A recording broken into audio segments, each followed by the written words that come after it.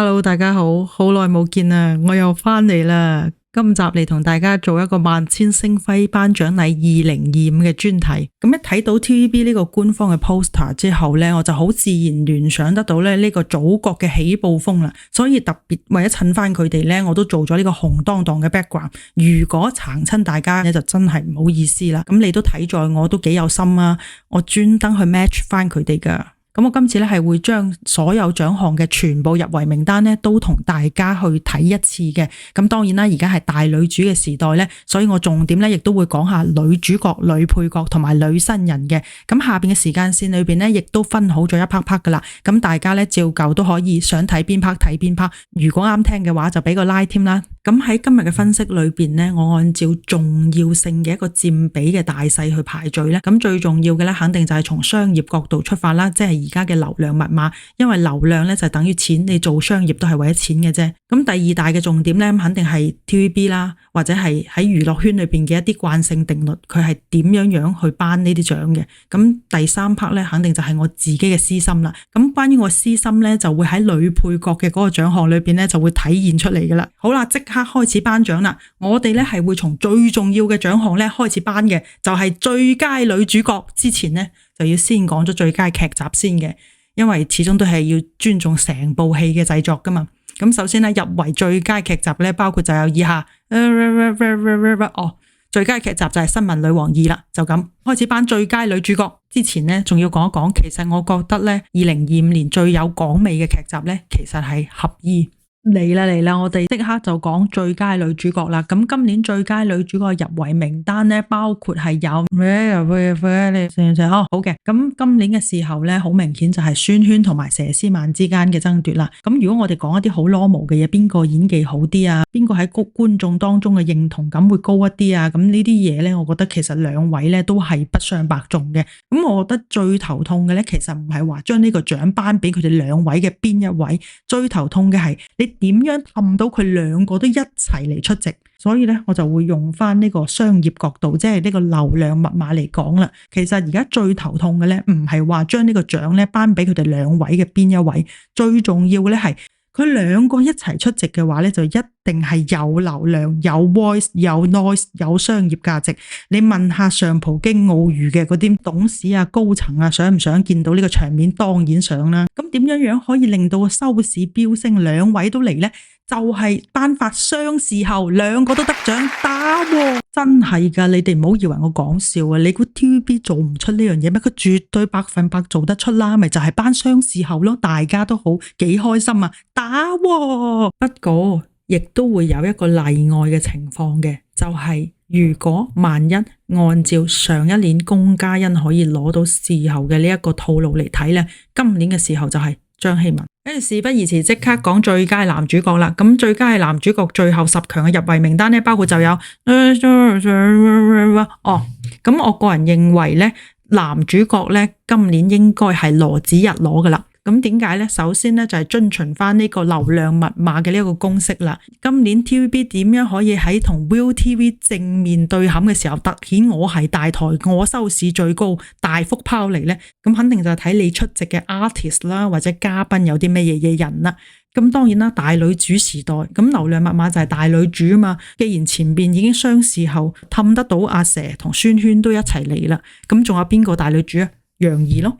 咁如果你想楊怡嚟嘅話，最好嘅方法咧，梗係唔係話你宣傳明年套劇咧，我得慣同你宣傳明年套劇咩？我點知你明年幾時播啊？咁如果我老公得獎請埋我嚟就唔同啦，咁一定會出現一個好溫馨啦，好羨煞旁人啦，同埋會勁多流量啦。所以咧，從呢個咁殺食、咁溫馨、咁有堅力嘅角度出發嘅話咧，咁就非羅子溢莫屬啦。咁同時咧，我亦都覺得佢今次嘅表現咧真係唔差嘅。同埋你睇翻喺視帝嘅入圍名單裏邊啦，該攞嘅都攞咗啦，約滿嘅都走咗啦。咁輪咧都輪到羅仲謙啦啩，人哋起碼都高高大大、四四正正、靚靚仔仔。跟住咧話咁快咧就嚟到最佳女配角啦。咁最佳女配角嘅入圍名單咧就係有以下呢一啲我嘅心水之選 ，Joeman 蔣祖曼。咁當然啦，如果係阿公姐方太獲得咧，我都係非常之開心嘅。咁另外咧 ，TVB 一定要安排多啲 CP 嘅組合去行紅地氈啦。咁例如女 CP 嘅組合啦，一定咧係會更加之搶 flow 嘅。節奏啊，真係十分之緊湊啊！馬上就嚟到男配角啦。咁男配角最後嘅10強呢，包括就有以下。咁我覺得呢，其實男配角今年呢嘅睇頭呢，就唔係咁高嘅啫，比較有突破同埋可看性嘅呢。咁我就會揀丁子朗嘅。因為拱阿姑媽落樓嘛，其實嗰陣時咧都引起咗一股討論嘅熱潮嘅，真係好笑。邊有人想走偶像路線，走咗咁多年都走唔成，但係佢做奸仔咧反而係幾好睇嘅。咁我覺得喺合衣裏邊咧，佢係有突破得到嘅。咁以前咧就乜嘢新生代男藝人嗰啲 show 咧都會預佢一份噶嘛，咁而家好似就冇乜啦。特別咧 TVB 台慶嗰個剪裁魔法師同周家樂啊、Danny 啊佢一齊行紅地毯嗰 part 咧，其實我覺得嗰個人應該係丁子朗嚟嘅，但係就係唔知點解臨時咧就換咗胡子貝去嘅啫。咁所以喺呢個情況底下咧，我唔可以 make sure 係咪內部即係一啲調整啦。咁如果排除咗呢啲情況，可能都係煙霧彈嚟嘅啫。其實公司都仲係想捧佢嘅，咁我覺得基本上就係丁子朗。到飛躍進步女藝員同埋飛躍進步男藝員啦。咁首先女藝員呢，就係 Sophie 葉倩文，得唔使講。匹配葉倩文嘅男藝員呢，咁肯定大家都應該覺得基本上就係 GM 真展望噶啦。咁我都覺得應該差唔多嘅，因為而家就係流行 CP 文化啊嘛，無論男 CP 又好，女 CP 又好，男女 CP 又好，咁都係去得到大家喜愛嘅。咁而家 TVB 呢，男女 CP 就有咗啦，女 CP 亦都有咗，淨係爭一 pair 男 CP 嘅啫。咁唔知明年邊個會爆出咯？咁但係呢度亦都要講下 TVB 咧，亦都係好中意搞啲爆冷嘢，等大家去鬧下、討論下咧。咁佢哋都好中意嘅。即係總之有流量嘅嘢咧，我都唔放過噶啦。咁就有機會可能會係陳俊廷，因為懂的都懂。OK，next。到重點講嘅最佳女新人啦，咁首先咧就先講 Chantelle 啦，咁好多人會覺得咦，點解呢個名單咁奇怪嘅，專登塞咗2個星夢嘅落去，咁但係你哋知唔知道啊？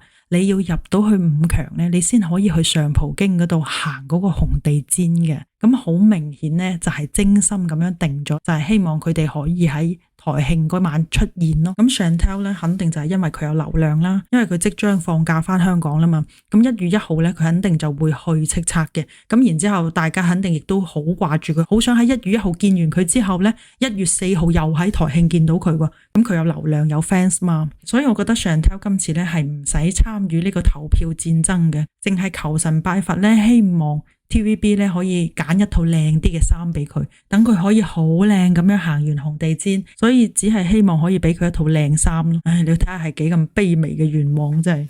咁至於 Wendy 嘅話咧，我覺得就係星夢裏邊咧論資排輩咧，其實都應該要排到俾比較多嘅機會佢噶啦。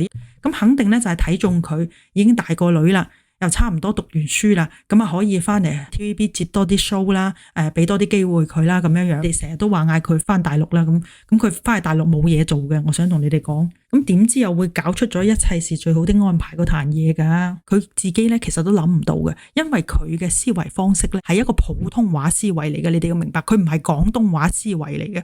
只不過咧佢最大問題就係佢冇危機公關，亦都冇高人指點，所以變咗只能夠自己懶叻咁樣出完一個鋪再出一個鋪再出一個鋪，咁一而再再而三咧，其實就唔係咁好噶啦。如果佢有高人指點嘅話咧，應該要做嘅嘢咧就係素顏喊道歉。記住，素顏喊道歉缺一不可。咁我哋睇翻另外3位嘅女新人啦，陳若思、莊子璇同埋魏嘉文。咁我個人咧就係覺得應該係魏嘉文嘅，因為佢嘅觀眾緣比較好啦，咁同埋喺網上整體嘅好感度咧都比較高嘅。咁當然亦都唔可以忽視佢最大競爭對手就係莊子璇啦。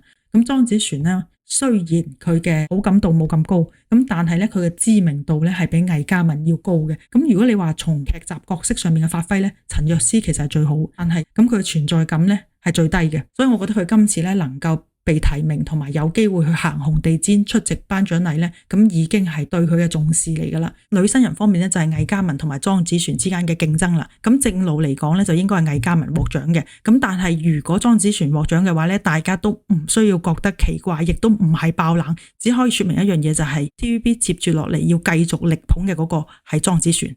咁男新人咧就冇乜特別啦，我覺得就係Mason 咯，馮浩陽最佳女主持同埋最佳男主持啦。咁喺最佳女主持方面咧，我就覺得只要唔係陳貝兒就好啦，因為其實陳貝兒嘅主持功力其實真係麻麻嘅啫。你攞嗰啲經過反反复复拍攝剪輯嘅嗰啲旅遊節目去講佢主持好咧，我覺得真係展現唔到一個人嘅功架嘅。咁我覺得最應該攞嘅咧，可能就係朱海婷咯。咁陳庭欣都會有機會嘅，機會就係彩豐行嗰方面會唔會同 TVB 有更多廣告嘅合作咯。咁另外陳以德咧，我覺得係可以借少少機會再同佢平反一下嘅。大家睇翻萬千星輝賀台慶嗰度咧，其實陳以德主持嘅表現咧，比陳貝兒仲要做得好嘅。咁男主持方面咧，我覺得就係歐永權或者阿卜林盛斌咯。咁因為女神配對計劃今年確實係紅咗噶嘛。咁另外我亦都聽到有啲呼聲咧，就話係許文軒嘅。如果真係許文軒會攞到嘅話咧，除非係真係好有心將佢捧上去一線男主持嘅行列咯。接住落嚟咧就係最佳電視歌曲獎啦。咁喺呢度咧，我就覺得星夢嘅朋友仔咧，應該就係冇機會噶啦。其他嘅支線裏邊去睇啦，包括就係 TVB Music Good 或者係中年好聲音裏邊啦。咁喺呢度睇咧，我覺得最大機會獲獎嘅咧，應該就係張雨晨嘅。咁點解咧？因為首先張雨晨今年嘅人氣唔錯啦，咁同埋咧佢嘅 fans 咧都係非常之有錢嘅。咁再講翻呢個商業嘅原則啦，咁人哋上葡京澳娛嗰邊係要賣套票噶嘛，個套票都唔平嘅。咁但係咧呢度亦都會有一個例外嘅情況出現啦，就係古巨基攞嘅。難得有 budget 嘅話咧，咁可能可以請翻一啲外援嘅歌手出嚟啦，咁亦都係一個流量密碼嚟嘅。咁 ViuTV 嗰邊有古天樂咯，咁我哋呢邊咪有古巨基咯，哇，又係一個幾好嘅 gimmick。咁古巨基肯嚟咯，我咪即刻頒俾佢咯，跟住令到你哋嗰啲星夢啊、星秀啊或者中年好聲音嗰啲人更加之恨攞呢個獎。你哋下年再努力咧，咁啊又可以掟你哋去下年繼續去內卷啦。好啦，差唔多嚟到最後啦。咁喺最佳綜藝節目裏邊呢，我自己梗係中意星秀啦。咁但係我覺得得獎者應該係女神配對計劃咯，因為人哋今年真係紅咗啊嘛。咁如果你哋好有心咁樣聽晒我前邊所講嘅嘢呢，你哋都會覺得，咦，咁樣子珊再約黃嘉怡係咪都有機會啊？係啊，係有機會噶，除非請到黃嘉怡嚟咯。如果請到黃嘉怡嚟呢，就係子珊再約黃嘉怡啦，唔使諗啦。包括最佳女主持呢，都可能係黎子珊攞埋嘅，因為順便有黃嘉怡嚟同佢慶祝啊嘛。哇，非常之好，流量爆表，係啊，你哋諗下就好啦，就係諗咯。好啦，跟住最佳資訊及專題節目呢，我覺得就係真相猜情尋咯，呢一個係最有營養嘅節目嚟嘅啦。咁至於你話東張西望唔使啦，佢已經攞過噶啦，同埋今年呢亦都有啲採訪呢係翻咗車嘅，又冇咗河馬報道又翻車，咁嗰啲無窮之路呢就千祈唔好再攞啦。所以我覺得最佳資訊節目就係真相猜情尋。最後嘅最後啦，今年呢就冇咗馬拉系列嘅獎項啦，就嚟咗個大灣區系列。咁大灣區系列呢，我就一抽過咁樣放晒出嚟俾大家睇啦，係有最佳劇集啦、最佳男主角、女主角啦，同埋最佳資訊及綜藝節目嘅。咁我只能夠講，佢哋真係好唔要面嘅，喺呢個最佳綜藝節目裏邊呢，擺咗佢哋嗰個劣評如潮嘅萬千星輝賀台慶出嚟，好深。其實我覺得大灣區呢個獎項呢，其實可以叫做大灣區戲戰獎，因為佢哋其實就係一個墊底嘅獎項嚟嘅，即係攞唔到我前面所講嗰啲獎呢，但係佢又需要你嘅人氣、你嘅流量嚟衝撐場面，同時呢又可以塞住國內觀眾嗰把口，你又係公司呢想力捧嘅合約藝員，記住係合約藝員啦，咁佢呢就會喺呢度揾個獎嚟頒俾你啦，就係咁簡單。所以呢個得獎者咧係冇咩好講嘅，只要你達到我前邊所講嘅任何一樣，或者你幾樣都滿足，咁你就更加之有機會攞到呢個獎啦。最後都係嗰句啦，有大女主就有收視率，我哋下集再見啦。